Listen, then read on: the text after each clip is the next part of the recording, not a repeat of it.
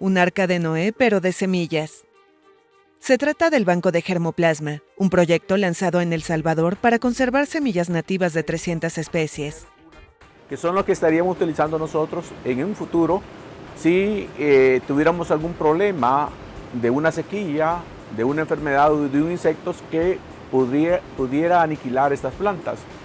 Si eso pasara, esta arca de Noé, específicamente para la parte de vegetales, puede luego tomar esta semilla que está en estos cuartos fríos con condiciones para que no baje la germinación y tomar nuevamente el material y sembrarlo en el campo y obtener nuevamente el material que se extinguió. La idea de proteger las semillas surgió en 1993 y se consolidó en los últimos años. El Salvador se ubica en el denominado Corredor Seco, una zona vulnerable a eventos climáticos extremos y paralelo a la costa centroamericana del Pacífico.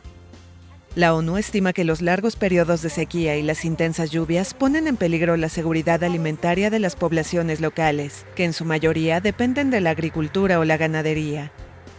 La importancia de tener esta colección viva, primero porque rescatamos muchos recursos de plantas medicinales, aromáticas y alimenticias, que muchas veces la población por desconocimiento, porque no conoce su manejo y también porque no conoce sus características nutricionales, no las siembra en su huerto, ¿verdad? Porque estas plantas las puede cultivar uno en su jardín. El banco entrega semilla criolla a pequeños agricultores con el fin de mantener la especie.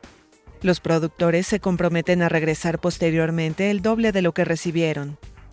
Lo que pretendemos es que la gente venga aquí y que vea esto como una escuela donde puede aprender el manejo y el cultivo de todas estas plantas y sus bondades. Al proyecto estatal de conservar las semillas nativas se han sumado ONGs como el Centro Salvadoreño de Tecnología Apropiada. La suma de esfuerzos se convierte ya en esperanza para conservar distintas semillas para el futuro.